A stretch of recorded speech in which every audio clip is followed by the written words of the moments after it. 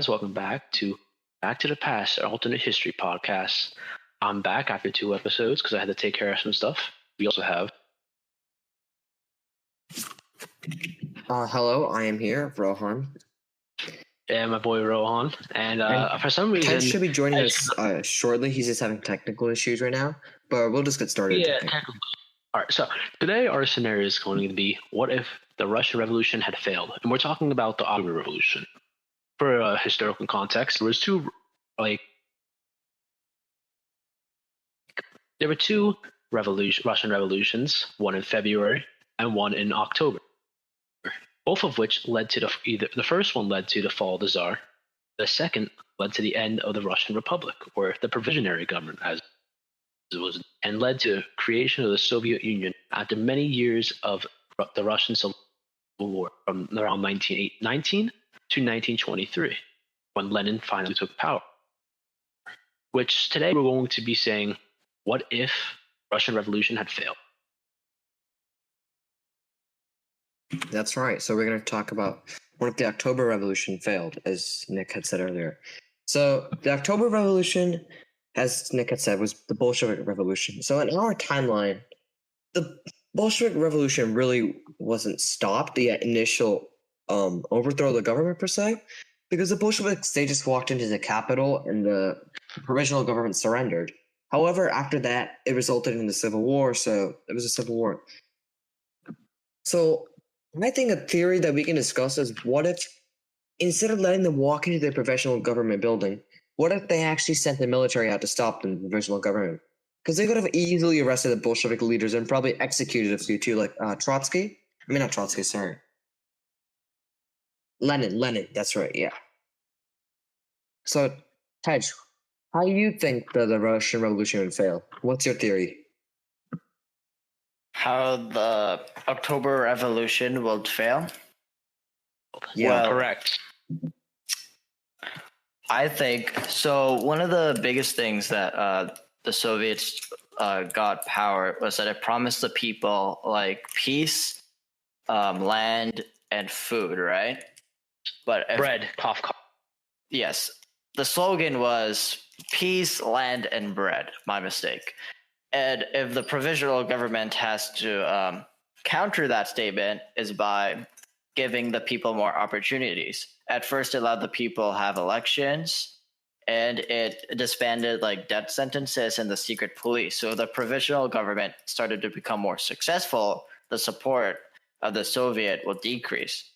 And during the provisional government, Soviets had some control over like local places. They had they can give orders to soldiers. I know what you mean. You're talking about Soviets. Yes. Like there was multiple examples of Soviets. But if like the liberal side of the provisional government grew stronger and stronger, and if they became more successful, the Soviets will started to lose more power, and maybe that the dual power of the provisional government would have ended if the liberals gained full control. So I think that's one way the October Revolution will never happen if the liberal side of the provisional government gained full control.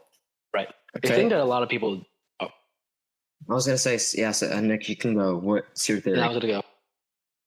A thing before I go on to my personal theory is that we should realize that there is not a united front of communists in Russia. There's in fact two fronts: more socialist, or a more conservative, quote unquote, type of communist party, and then we had a more liberal or socialist type of communist party, which I know sounds whack, but the first one I mentioned is the Mensheviks, which actually was where Leon Trotsky used to work. As a matter of fact, he used to be a Menshevik before he became a Bolshevik.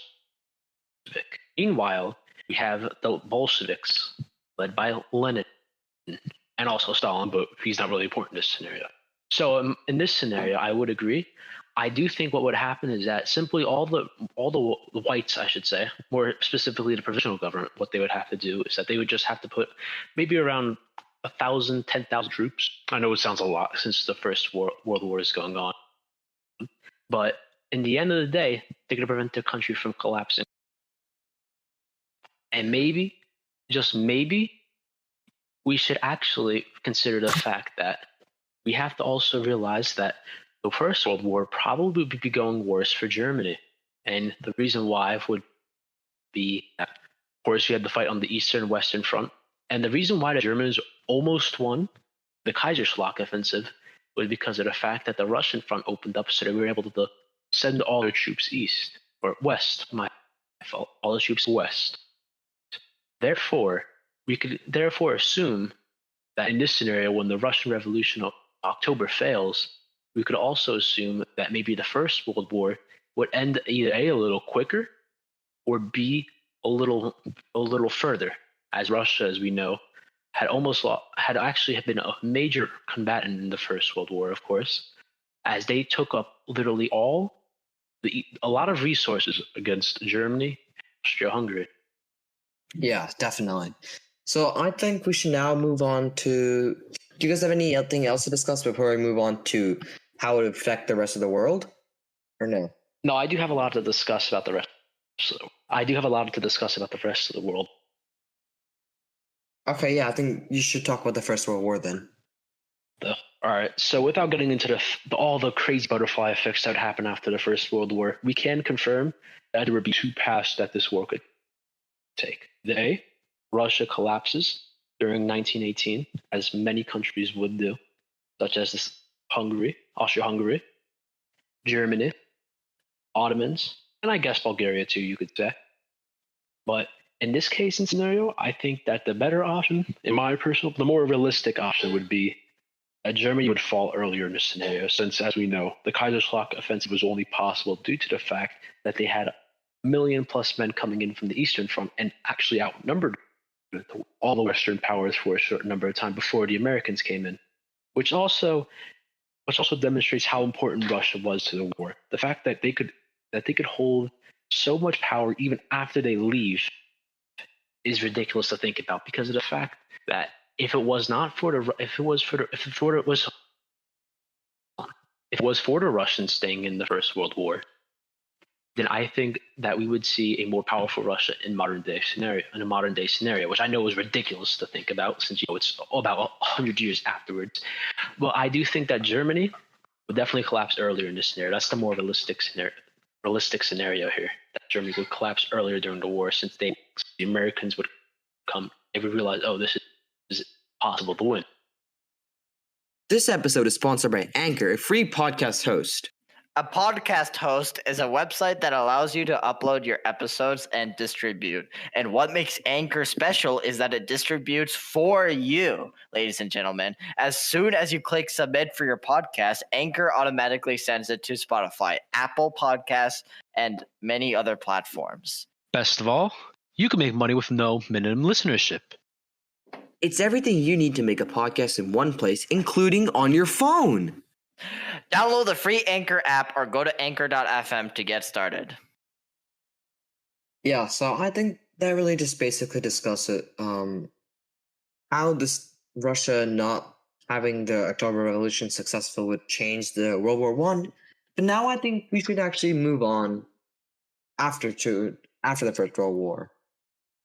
So we're going to discuss actually potential events on how this world would be different than our world. So I think one of the first things to say is that the Nazis, they might have rose to power.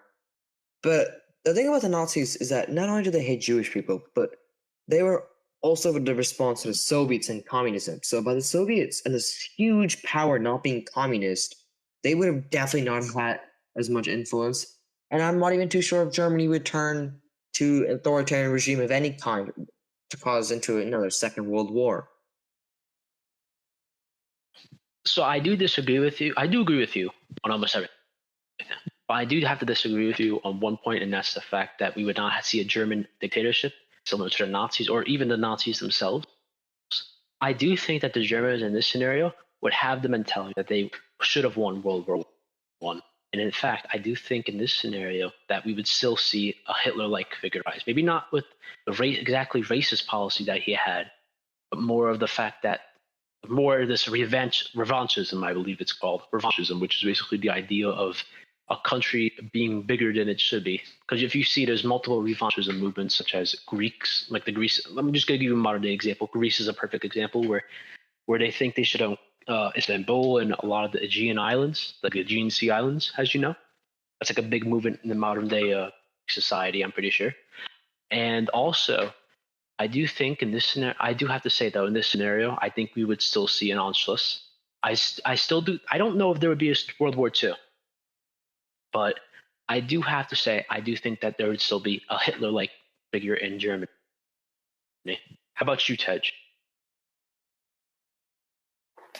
So what will I think after World War One? I actually think that the Nazis will never come into power because, like what Nick and Rohan said, Rohan believes that no authoritarian government will rise up, and Nick believes there will be some form. I specifically think the Nazis won't rise up, but there may be authoritarian form of government rising up in Germany. Yeah, no. So I agree with Nick with that.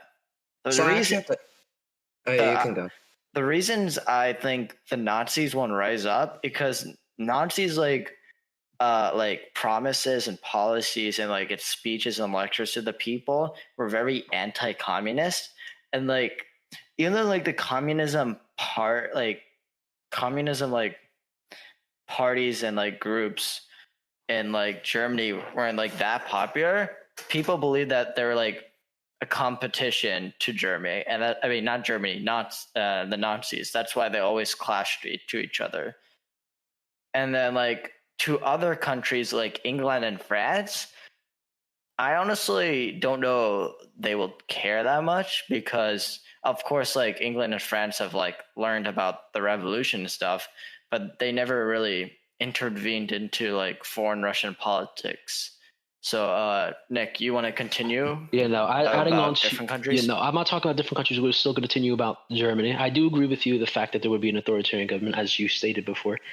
But one of the main reasons why I would say it's not going to be the Nazis is because of the fact that you have to look specifically at one event that happened that actually led to Hitler gaining chance, like emergency powers, I believe they would call it, or just dictatorial powers, I would say, because I'm thinking like Star Wars for some reason. But we had to talk about the Reichstag fire. The Reichstag fire was directly linked by the communists. Even then, there most likely wouldn't be a Reichstag fire, or if there was, we don't. It probably would be. It would probably be by some different authoritarian group. Because in actual history, we do know the Nazis caused it. But moving on, like not moving with me, with my argument personally, with France and Britain, in real life scenario, they actually really did care about the communist threat during the 20s and even the 30s. But then fascism became the biggest threat to global democracy, quote unquote. But as I said, if you didn't know this, actually in history, the reason why the Reds won the Civil War was not because of the fact that West did not care about the Reds. It's because of the fact that they couldn't fund them because there was almost like a quote unquote economic crisis. Well, I shouldn't say quote unquote. There was an economic crisis after the First World War due to the fact that they had to pay back all their loans to the United States, which we can move on to the United States later on if you want, or just any country in the world that you want later. But we're not going to talk about the United States. But my idea is that both France and Britain would be paying more attention to Germany in this scenario, especially because now there's no big communist threat in the East, but there is a threat right on their doorstep in Germany. Yeah, so I definitely agree. And moving back to Germany, so this is actually Germany actually had a civil war. The Weimar Republic actually had a civil war, and that's what led to Hitler's rise. Because the state of Bavaria actually rose up as a communist revolution, and it lasted for a few months too before the German army put it down. But that's just showing that people in Bavaria, they wanted to have communism. So the reason actually that fascism is based out of Bavaria also is to immediately to fight back that communism. So we also said in our Versailles Treaty one that this would happen too. And I think also in this one that it's possible for Bavaria to lead kind of like a red revolution throughout Germany because fascism would not be as popular. Because yes, there's a threat on our doorstep, but at the same time, we don't know about communism as much, I guess, because it's not in a big nation like a Soviet Union. Yeah, no, that's true. or even just a No, revolution. I'm talking about I'm talking about the doorstep on the threat, not because because of the fact that they're communist. I'm talking more of the fact that Germany, since it's rearming after the Versailles, let's just say that we have this history's version of the Treaty of Versailles. There's the Germans losing all their land. Yeah, no, I know you know what you're saying, but because there was no big Russian threat, there's no big Soviet threat, they would be focusing more on Germany. So we might see in this scenario that the Munich Convention does not go down, or it was the Munich Conference. My fault. That the Munich Conference would actually turn into maybe not open war, but more of terms of a Cold War between Britain and France. And on the other side would be Germany and its ally Italy. Or let's just say that because Mussolini, I do believe, would still get into power in this scenario due to all the stuff we haven't not changed anything about Italy. It's World War One after the Definitely. no. Continuing on with that, I do believe that communism definitely has a chance of rising in Germany, which even then could make it even bigger red scare because all the Soviets, have all this manpower and stuff. They didn't have to really worry about them. But if communism rose in Germany, they could worry about it spreading to France because in history, France was very close to becoming a communist state, or at least a very socialist state. And I think that would be a much bigger threat since Britain would lose its only friend on the quote unquote only friend on the France, being France, of course. So that's why I say in this scenario, they would definitely be a lot more eyes on Germany instead of the Russians.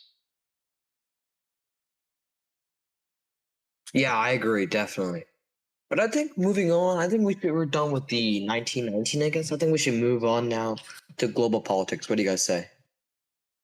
Sure. Yes, totally. So, Taj, you want to maybe discuss, I guess, the immediate future, maybe? What do you think? How do you think World War II would happen, if it would happen? And how do you think, who would be the warring sides? And how do you think it's going to go?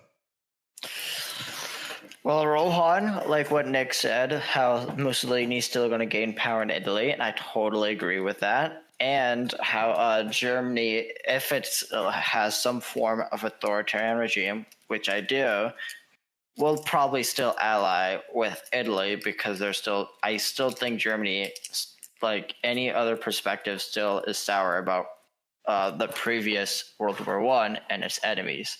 But in this alternate history, the October Revolution doesn't happen. So I still believe the Russian government will become more liberal. And if it does become more liberal, I think Russia is going to side more with England and France rather than Italy and Germany. It's not because they want to, it's because they will choose that side over Germany and Italy.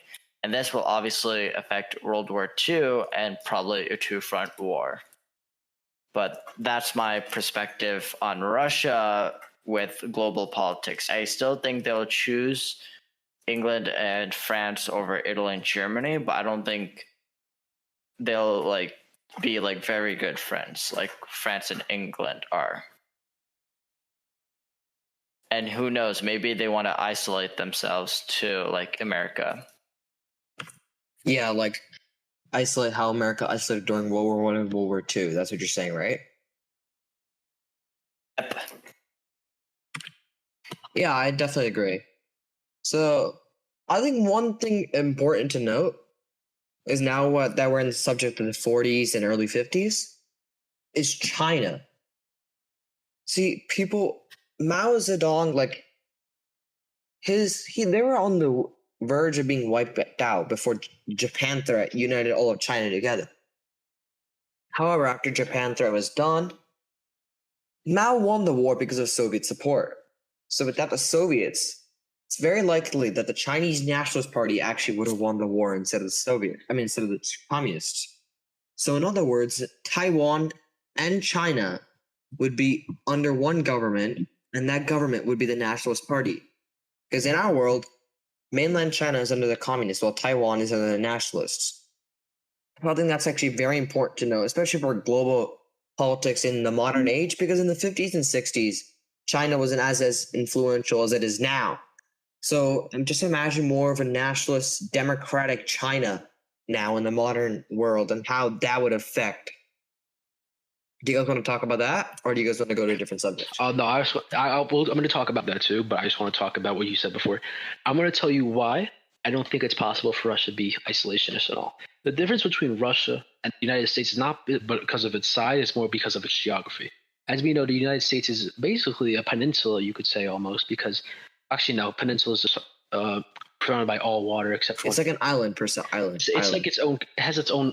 Basically, it's North America is its own island, private island. Since we already know Canada, Mexico, then also we have to realize that in this scenario, Russia would definitely not be an isolated because of fact would not be in a home. And I can confirm to you, Russia would not be isolated. And the reason why is that, as you know, there's this thing called the North European Plain, where a lot of war takes place in, and Russia, where I think would be in this scenario, since it's to be more bigger, more territorially wise, I do think that they can't be isolated. I do think, however, there will be an eventual conflict, and I do agree with you too that they would side with Britain and France. Now moving on to China, I 100% agree with you. The nationalists will win the Civil War, and I do think that the current tension that's going on between America and China, I do think that would still exist. Not over ideology, more because of conflicting interests. Influence, kind of, right? Correct. So, I guess I want to talk about China because that's actually very interesting.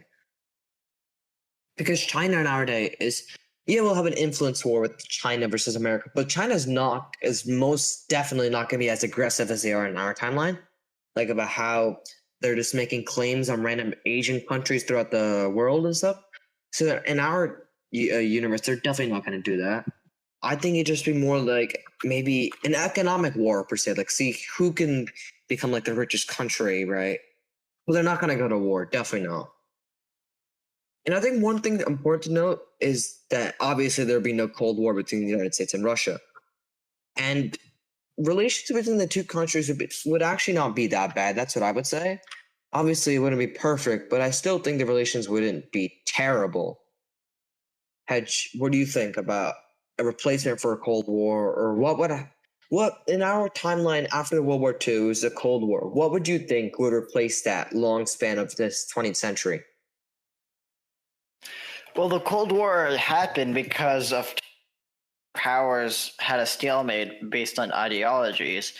But the thing is, if World War II happens and if authoritarian governments fall and Russia stays liberal, maybe there won't be a Cold War. Maybe like everyone's different based on their liberal ideologies, but they won't have like clashing superpowers. I don't think America is gonna like clash with Russia if Russia stays liberal, and if Russia harms American, like is a threat to like the American public or to the American eye. And I don't think that's gonna happen unless Russia does something like bad to America.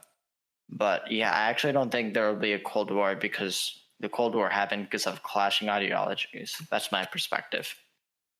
So I think we've actually just discussed this really well. What do you say, Tej? I think we should close it up now. Yeah, I agree. Yes. I agree. So, Nick, you want to close it off? Sure. Thank you very much for watching this too. Got a little food in my mouth. Give me a second. Thank you very much for watching this podcast, this episode of Back to the Past, the podcast. We hope that you enjoyed, and we will be coming out with new content very soon. Yeah, we're sorry for like the delay we've had. It's just all this school opening, the new year, just had some issues to find the time. But we promise you now, we've got our schedule down, and we're gonna get you the content. I can guarantee it. And if you enjoy this podcast, and if you know someone else who would enjoy it, please share it to them. And also, if you have any suggestions, any feedback, any criticism, please send us a DM or just comment on us on Twitter. Our Twitter handle is @BackToThePastP1. Tej, anything else to say before we sign off? Just have a wonderful day. Yes, sir. Yeah, have a wonderful day, all. Catch our else.